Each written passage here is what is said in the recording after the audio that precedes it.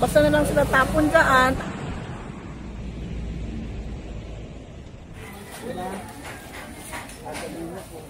Pagkatapos nila magtinda, yung mga basura nila dyan lang tinatambak. Kaya yung mga bubog ko yan, di. Kamay nyo, ha? basura ng mga yan, dyan lang tinatambak. Ah, mano, ingat. Gatang kayo. Madang sakit sana. Kasi hindi nila iniisip yung iba na dadamay. Mga yan, wala yan. Mga walang kwenta, mga tao. Mga yan. Araw-araw yan ganyan. Ay, wala. Kalat dyan. Kalat. Alam pa ba? Sa laula.